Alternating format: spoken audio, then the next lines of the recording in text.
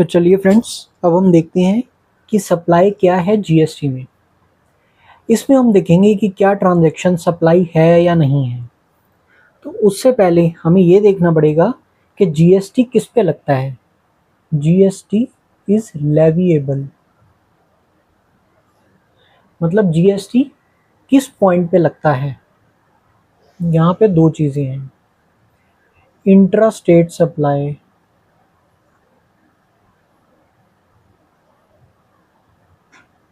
और inter state supply.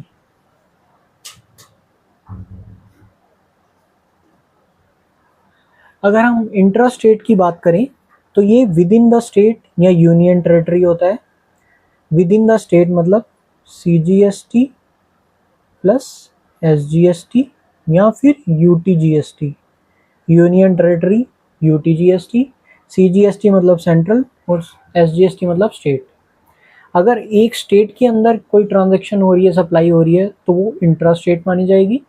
और अगर आउटसाइड द स्टेट ट्रांजैक्शन हो रही है तो वो इंटर स्टेट मानी जाएगी।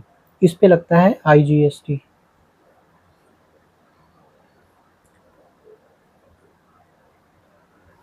अब हम बात करते हैं सप्लाई की, कि सप्लाई होती क्या है, मतलब सप्लाई क्या चीज़ है जिसके बारे में हम बात कर रहे हैं। सप्लाई कोई भी ट्रांजैक्शन गुड्स या सर्विस की फॉर ए कंसीडरेशन, मतलब गुड्स या सर्विस के बदले में आपको कुछ मिलेगा तो वो कंसीडरेशन हो गया। And in course of business के लिए होना चाहिए। मतलब सप्लाई क्या होगी, कोई भी ट्रांजैक्शन चाहे वो गुड्स की हो या सर्विस की हो, उसके बदले में कंसीडरेशन मिलना चाहिए और वो बिजनेस के लिए होनी चाहिए, तो वो सप्लाई मानी जाएगी। इसके कुछ एक्सेप्शन भी हैं, वो मैं बाद में बताऊंगा। पहले इसी पॉइंट पे हम डिस्कस करते हैं कि क्या सप्लाई क्या है। ट्रांजैक्शन ऑफ गुड्स या service for a consideration and in business. अब जो ट्रांजैक्शन है वो सेल भी हो सकती है, ट्रांसफ़र भी हो सकती है, आपका बार्टर भी हो सकता है। बार्टर मतलब एक चीज़ के बदले में दूसरी चीज़ लेना, तो उसको बार्टर कहते हैं। या फिर एक्सचेंज भी हो सकता है। लाइसेंस भी हो सकता है, रेंटल या लीज भी हो सकता है, और डिस्पोजल भी हो सकता है।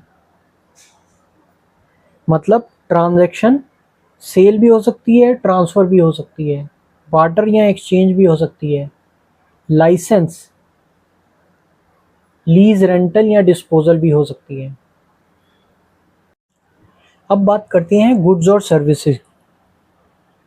गुड्स क्या हैं और सर्विस क्या है। गुड्स का मतलब है किसी भी तरह की movable property, any kind of movable property, मतलब जिसे हम यहाँ से वहाँ ले जा सकते हैं, वो हमारे गुड्स हो गए। या फिर एक्शनेबल क्लेम,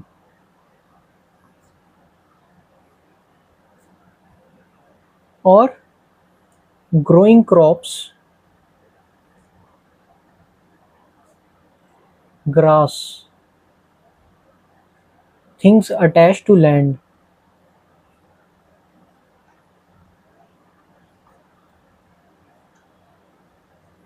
मतलब गुड्स किसी भी तरह का मूवेबल प्रॉपर्टी जिसको हम मूव कर सकते हैं, कोई भी actionable claim, growing crops, grass या थिंग्स अटैच टू अर्थ, मतलब ज़मीन से जुड़ी हुई कोई भी चीज़ वो भी गुड्स में आ जाती है। Grass, things attach to earth. Service के बारे में बात करें तो anything other than goods, goods के अलावा कुछ भी होगा तो वो सर्विस मानी जाएगी। Anything other than goods. तो ये हमारी सर्विस मानी जाएगी। यूज ऑफ मनी मतलब मनी का यूज करना, वो भी सर्विस माना जाएगा, जैसे कि इंटरेस्ट। मनी का यूज करना तो ये भी हमारा सर्विस माना जाएगा। Conversion of currency,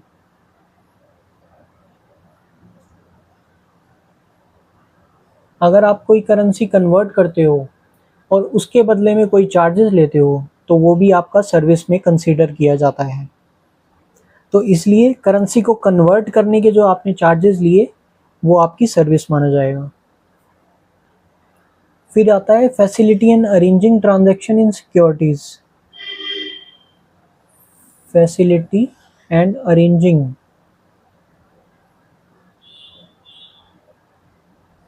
transaction in securities मतलब अगर आप कोई भी फैसिलिटी अरेंजमेंट करते हो किसी भी ट्रांजैक्शन की सिक्योरिटीज में, तो वो भी आपका सर्विस में ही कंसिडर किया जाएगा। तो आपको समझ आ गया कि गुड्स क्या चीज़ है और सर्विस क्या चीज़ है। गुड्स किसी भी तरह की मूवेबल प्रॉपर्टी, चाहे वो एक्शनेबल क्लेम हो, चाहे growing crops, grass, things attached to earth हो, लैंड हो, वो गुड्स के दायरे में आएगा। जो सर्विस है anything other than goods, goods के अलावा कुछ भी होगा तो वो आपका सर्विस में आएगा। यूज़ ऑफ मनी जैसे इंटरेस्ट हो गया, ये भी आपका सर्विस में आएगा। कन्वर्जन ऑफ करेंसी, आप करेंसी कन्वर्ट करते हो और उसके लिए कोई चार्ज करते हो तो वो भी सर्विस में आएगा। Facility and arranging transaction in securities, ये भी आपका सर्विस में कंसीडर किया जाएगा।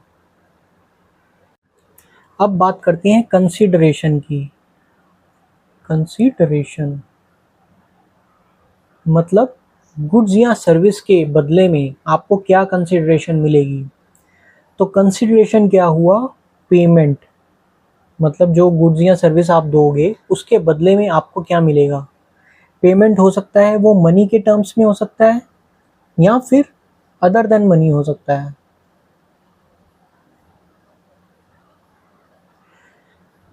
मतलब गुड्स या सर्विस प्रोवाइड करने पे आपको क्या कंसिडरेशन मिलेगी, वो पेमेंट मनी के टर्म्स में भी हो सकता है और अदर देन मनी के टर्म्स में भी हो सकता है। तो इसे हम कहेंगे कंसिडरेशन। अब ये पेमेंट चाहे रिसिपिएंट करे या थर्ड पार्टी करे, पेड बाय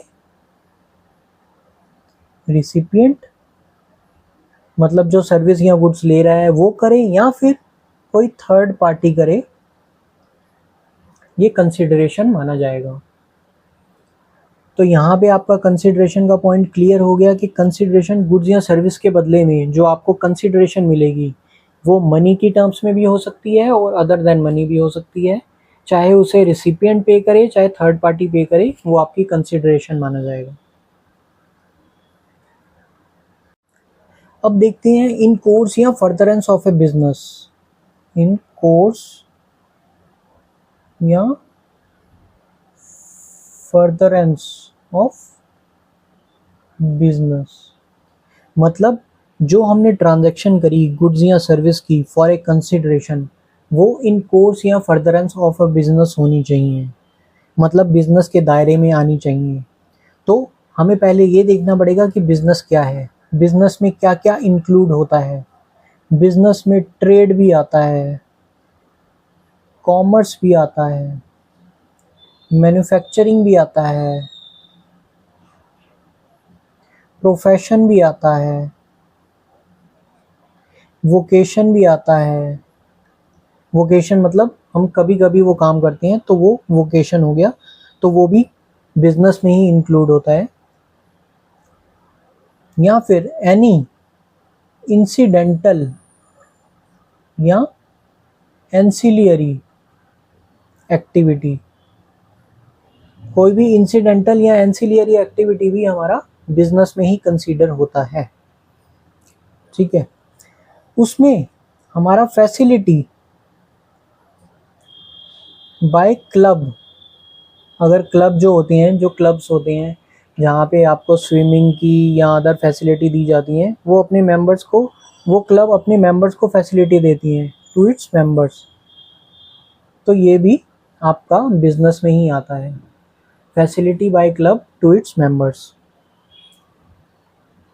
तो ये वाला आपका बिजनेस में हो गया। अब जैसे रेस क्लब हो गया, आपका बुक मेकर हो गया, ये भी बिजनेस में ही आएगा। अब हम देखेंगे कि सप्लाई इवन विदाउट कंसिडरेशन, वो भी सप्लाई माना जाता है।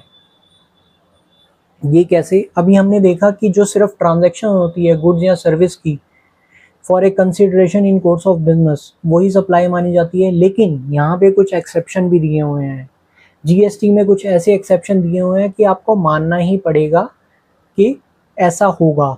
अगर जीएसटी वाले कहेंगे ये सांप नहीं छड़ी है, तो आपको छड़ी ही मानना पड़ेगा। तो ऐसे ही इसमें कुछ एक्सेप्शंस दिए हुए हैं। पहला एक्सेप्शन है ट्रांसफ़र या डिस्पोजल ऑफ बिजनेस एसेट। मतलब अगर आप कोई ट्रांसफ़र या डिस्पोज ऑफ करते हो बिजनेस एसेट को, जिसके ऊपर आपने इनपुट टैक्स क्रेडिट लिया हुआ है, चाहे उसके बदले में आपको कोई कंसिडरेशन ना मिल रहा हो, तो भी वो क्या माना जाएगा? तो भी वो सप्लाई माना जाएगा। उसको हम सप्लाई कहेंगे। मतलब ट्रांसफ़र या डिस्पोजल हो रहा है बिजनेस एसेट का, जिसके ऊपर आपने आईटीसी लिया हुआ है, इनपुट टैक्स क्रेडिट लिया हुआ है, और उसके बदले में कोई कंसिडरेशन नहीं मिल रहा, विदाउट कंसिडरेशन है, तब भी उसको सप्लाई माना जाएगा। इसमें क्या आएगा? परमानेंट ट्रांसफ़र या डिस्पोजल ऑफ बिजनेस एसेट। मतलब आप उसको परमानेंट ट्रांसफ़र कर रहे हो या डिस्पोज ऑफ कर रहे हो, मतलब बेच रहे हो, तो बिजनेस एसेट है और उसके ऊपर आपने आईटीसी क्लेम किया हुआ है, आईटीसी वॉज टेकन, तो वो आपका हो गया ट्रांसफ़र या डिस्पोजल ऑफ बिजनेस एसेट, जिसके ऊपर आपने आईटीसी लिया हुआ है। आप उसको विदाउट कंसिडरेशन डिस्पोज ऑफ कर रहे हो, तो वो सप्लाई माना जाएगा। ये हो गई पहली एक्सेप्शन। दूसरा एक्सेप्शन हमारा आता है सप्लाई ऑफ गुड्स या service between related person. Related person कौन होते हैं अभी हम बताते हैं। रिलेटेड पर्सन या डिस्टिंक्ट पर्सन, मतलब आप सप्लाई कर रहे हैं गुड्स या सर्विस बिटवीन रिलेटेड पर्सन या डिस्टिंक्ट पर्सन। पहले हम देखते हैं रिलेटेड पर्सन कौन होता है। रिलेटेड पर्सन मतलब रिलेटेड पर्सन मतलब जो आपसे रिलेटेड है। वो ऑफिसर हो सकता है, डायरेक्टर हो सकता है बिजनेस का, या फिर आपका पार्टनर हो सकता है, या फिर एम्प्लॉयर एम्प्लॉय हो सकता है। ये रिलेटेड पर्सन में आते हैं। या फिर जिसके पास 25% ऑफ वोटिंग पावर है, वो भी आपका रिलेटेड पर्सन में ही आता है। या फिर जो एक दूसरे को कंट्रोल करते हैं, वन अनदर, वो भी आपका रिलेटेड पर्सन में ही आता है।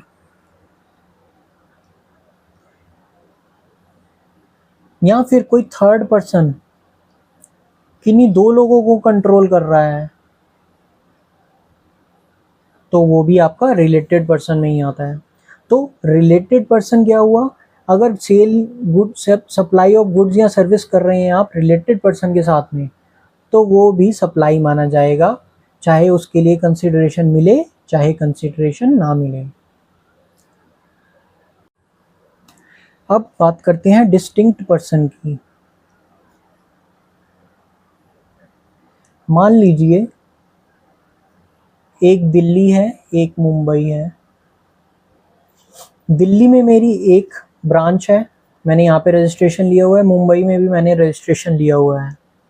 तो अब क्योंकि मैंने सेम पैन पे रजिस्ट्रेशन लिया है, क्योंकि रजिस्ट्रेशन जीएसटी में स्टेट वाइज मिलती है, तो दिल्ली के लिए अलग लेनी पड़ेगी और मुंबई के लिए अलग लेनी पड़ेगी।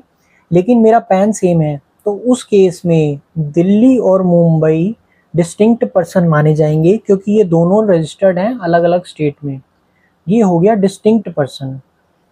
एक आता है एस्टैब्लिशमेंट ऑफ डिस्टिंक्ट पर्सन। ये क्या हुआ, मान लीजिए मैं दिल्ली में रजिस्टर्ड हूँ जीएसटी में, और मेरा एक लंदन में भी ऑफिस है।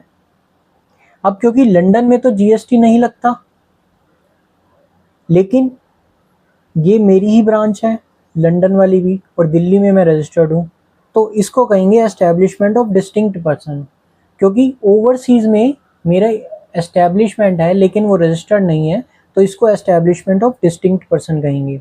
तो इसलिए अगर कोई गुड्स या सर्विस रिलेटेड पर्सन या डिस्टिंक्ट पर्सन के द्वारा आप सप्लाई की जा रही है, तो वो भी आपका सप्लाई माना जाएगा, चाहे वो विदाउट कंसिडरेशन ही क्यों ना हो।